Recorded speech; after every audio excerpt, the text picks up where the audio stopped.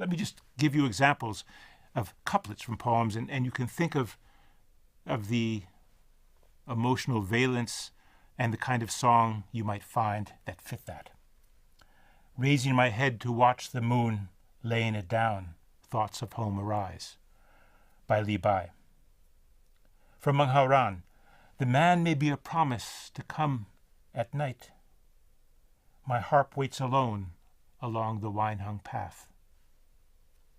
From Wang Wei, don't ever think the favor I had from another could make me forget your kindness in the past. From Zhang Ji, I return not only your pearls, but my tears too. I only lament marrying before meeting you. From Wei Ying Wu, I looked for you, I found you not, and turned back home in vain. From one of the 19 old poems, I go out the door and walk alone. To whom can I tell these dark thoughts? I crane my neck, go back in the room, and tears that fall are soaking my gown. From Wang Anshi on the death of his wife, it pains me that we will not live out a lifetime's worth of pleasure. Li Bai, in the poem Bring on the Wine, and never let a goblet of gold face the bright moon empty. To write a poem is to reveal what you care about. At this moment, at this place, it's to share something of yourself with others. It's private, and yet it's public. It's individual, yet it's social. And it has an added benefit, too, because in poetry you can say things that would not be easy to say in words in regular conversation. I think the same thing is probably true of songs as well. Now, we'll be talking today about poems from the Tang Dynasty and the reading of poetry.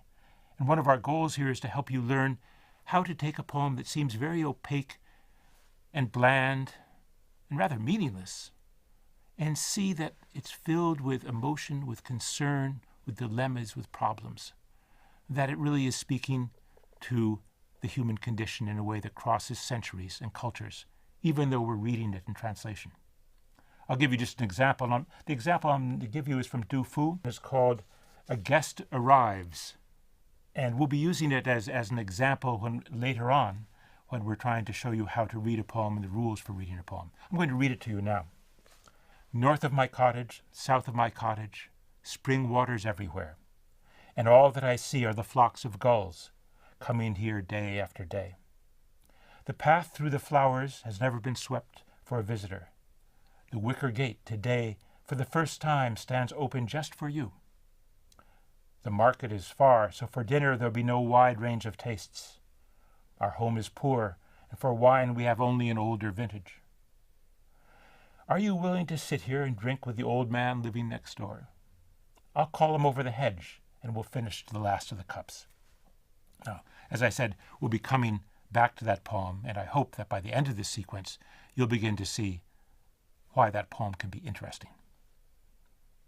As I said, we plan to introduce to you poetry of the Tang Dynasty. That's our primary goal. We want you to learn how to read poems so they no longer seem bland and opaque. And at the same time, we want to put the rise of poetry in a larger historical context. We want to reflect on what Chinese poetry does that other kinds of writing in the Chinese tradition do not do. And we want to introduce you to two of the greatest poets, Du Fu and Li Bai, both from the 8th century during the Tang Dynasty. We want to give you some practice in reading poems by these two great poets, and perhaps also some training in how you might write one yourself.